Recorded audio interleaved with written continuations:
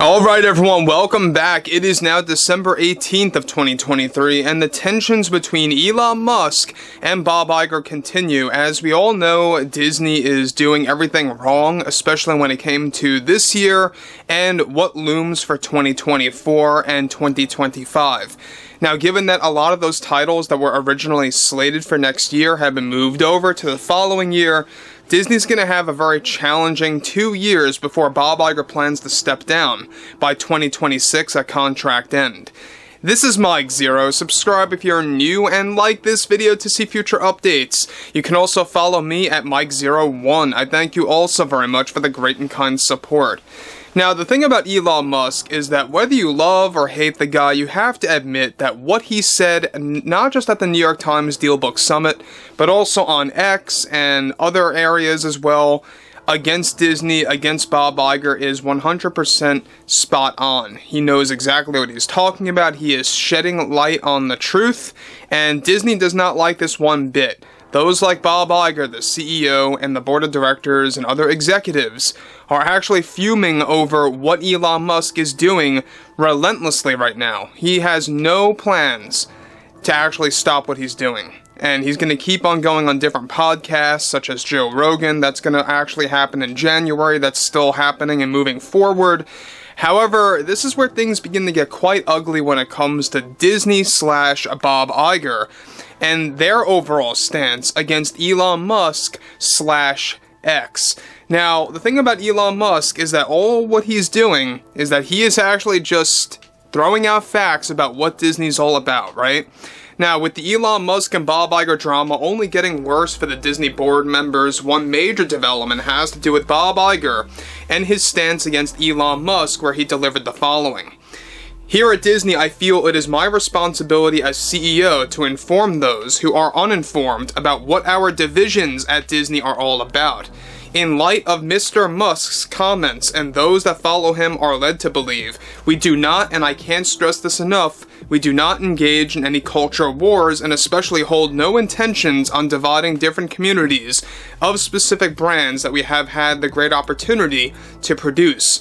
Mr. Musk and those that may be uninformed that follow him have been handed a common misconception about what Disney stands for. Yes, we do embrace diversity, equity, and inclusion, but this in no way means that we support any kind of an agenda or intent to divide what fans call fandoms. Our role here at Disney is a very important one, and that is to create pure entertainment for both our customers and shareholders that will be both profitable and entertaining for all types of groups around the world. We ask everyone to understand this common misconception that is being used against us here at Disney and the entertainment we produce. Disney is and never will be about supporting culture wars, agenda-driven strategies, or strategies to divide communities.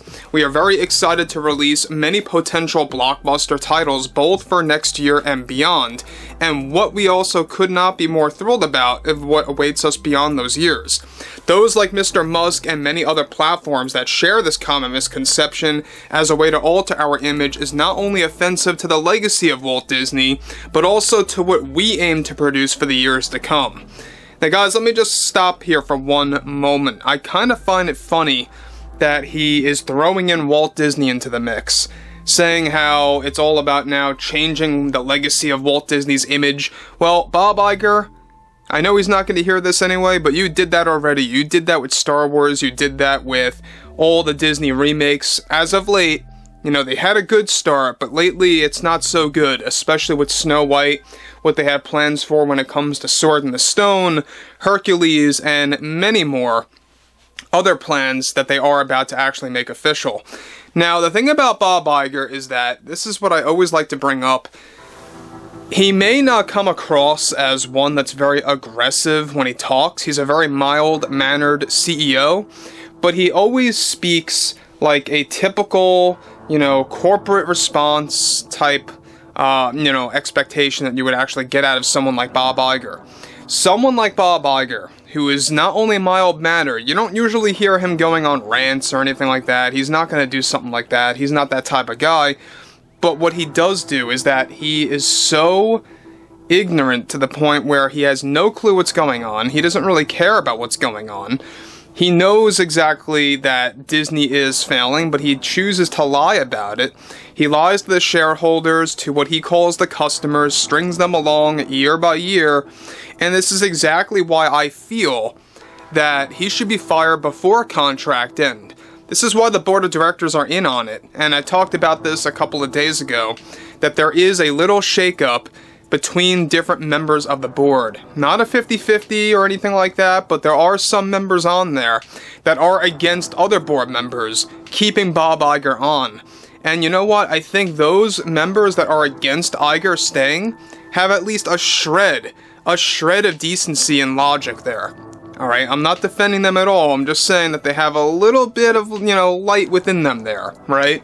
So overall, moving onwards, he goes on to conclude, DEI will be our main focus and priority from this point forward to create fair entertainment for both film and television, especially for our Disney Plus streaming service, which we also have other important announcements to make about that business model in the next couple of months that will take Disney into a new era of our customers and our shareholders around the globe. Followers of major platforms like X should understand that Disney is an innocent company that aims to mainly entertain all age groups equally, whether it be live action or animated installments on our end, and we have no reason to divide anyone or any communities that follow these popular brands like Marvel, Star Wars, and our Disney remakes. This common misconception, of course, is only being fueled on X, and wrongfully so against our creators and talents involved in the many projects to arrive in theaters and on streaming. So again, Bob Iger really has no clue what he's talking about, and I think it was way out of line for him to drag Walt Disney's legacy into the mix. Disney already destroyed that. This is exactly why Elon Musk literally said word by word, Walt Disney would be spinning in his grave, alright? If he knew exactly what Disney was all about today. Elon made a great point, and again, whether you love or hate the guy, I know a lot of people love and hate Elon Musk, alright? You all have your opinions on that, and that's fine. But when you look at Elon Musk and what he says about what Walt Disney stood for, it's the truth. It was all about making fun entertainment for our families, for our kids, and just focusing on that strictly. It was never about, business models across the board, or shoving in agendas, or DEI, or anything like that.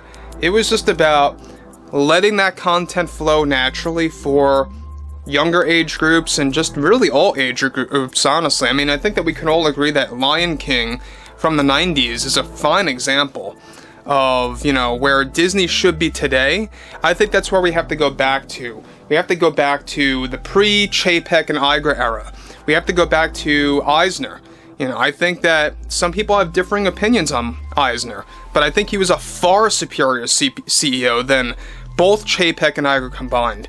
So overall, guys, drop a comment below. Fill me in below in the comments what you all have to say about this, and if you guys did enjoy the content for today, make sure to drop a thumbs up on this video to support the channel, and I will catch you guys later.